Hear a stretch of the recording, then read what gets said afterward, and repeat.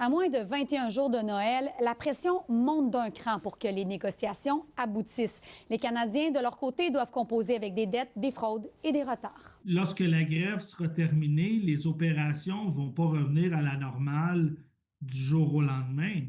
Ça va prendre plusieurs jours, voire plusieurs semaines avant de rattraper le retard accumulé. Les entreprises qui comptent sur Poste Canada pour envoyer des colis à leur clientèle durant le temps des fêtes ne pourront juste pas pouvoir le faire. Les Québécois qui voyagent durant les fêtes sont nombreux. Sans surprise, c'est la cacophonie au bureau des passeports depuis le début de la grève.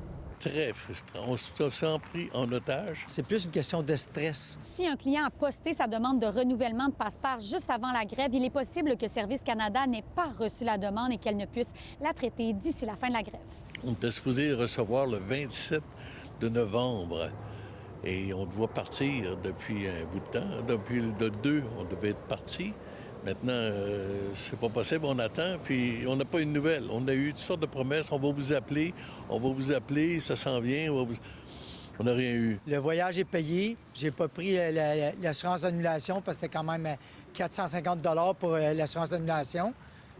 J'étais convaincu qu'on me prenait d'avance, que j'aurais mon passeport pour partir, mais c'est pas le cas. Puis supposément qu'on nous dit que c'est 20 jours ouvrables pour la demande de passeport par la poste, mais ça fait quand même 2 mois, là. La grève à Poste Canada est un terreau fertile pour les fraudeurs. D'ailleurs, l'équipe d'enquête d'Equifax Canada a signalé 87 signalements en moins d'une journée, comparativement à une demi-douzaine habituellement. La période du temps des fêtes est propice à toute fraude de se lancer, aux fraudeurs, de lancer des campagnes de fraude.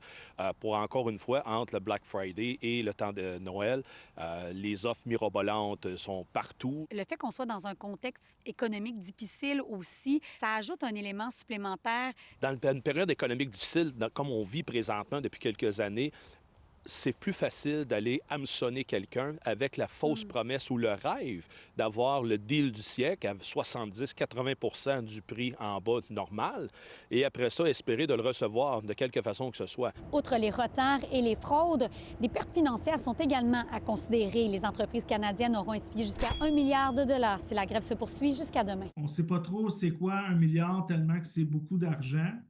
Mais tu sais, c'est 75 millions à chaque jour que ça coûte aux entrepreneurs canadiens pour gérer la situation. Poste Canada a laissé savoir qu'une nouvelle proposition était sur la table depuis la fin de semaine. Une proposition toujours à l'étude par le syndicat qui représente les 55 000 travailleurs. À Montréal, Mère Cassima pour Nouveau Info.